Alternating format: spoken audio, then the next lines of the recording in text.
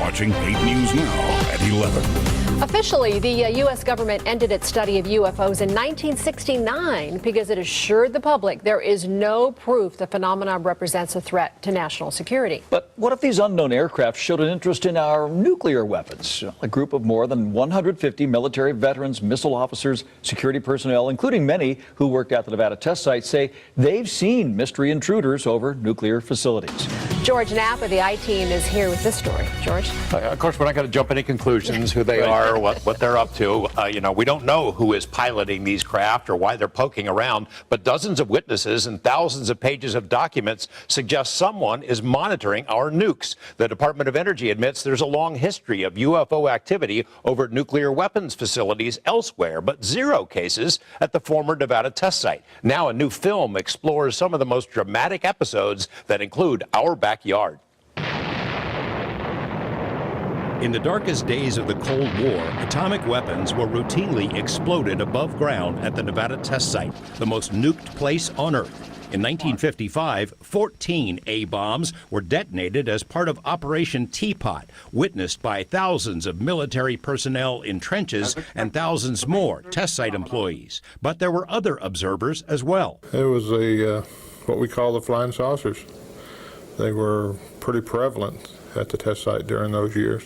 At least a dozen former test site employees have told similar stories about unknown aircraft showing up hours or days after an atomic blast. Author and investigator Robert Hastings has spent more than 40 years locating and interviewing military veterans, missile officers, and others who worked in various parts of the atomic weapons program. More than 150 of them so far. They've all told the same story. That, in fact, UFOs have routinely monitored our nuclear weapons going back decades, and on occasion apparently have actually interfered with the functionality of those weapons. In addition to the eyewitness accounts, thousands of pages of formerly classified documents have been released to buttress these tales. The I-Team's own FOIA request, filed in 1992, produced a thick stack of documents from the Department of Energy, indicating UFO incidents over every major atomic weapons facility dating to the late 40s, over Los Alamos National Lab, where the bombs were designed,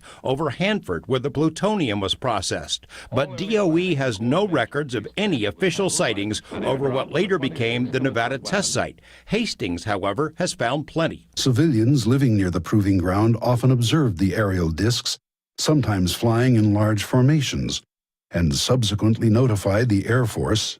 This is a clip from a new documentary film, the culmination of Hastings' years of research. The film includes chilling incidents where UFOs have not only infiltrated restricted airspace over nuclear missile bases, but on occasion have disabled ICBMs and put the military on high alert.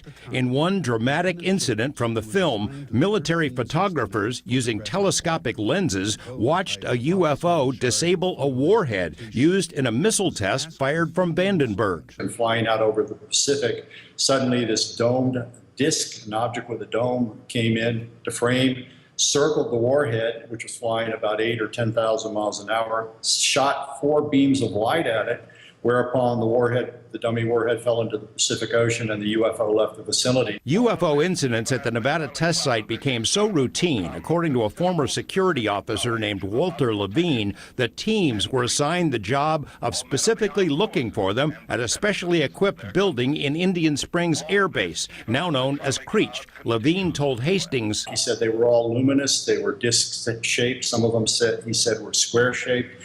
We were to pick up a telephone in this little shack. He said there was no dial tone, a voice would just come on. We would read off all these coordinates, the direction of the object, the altitude, etc.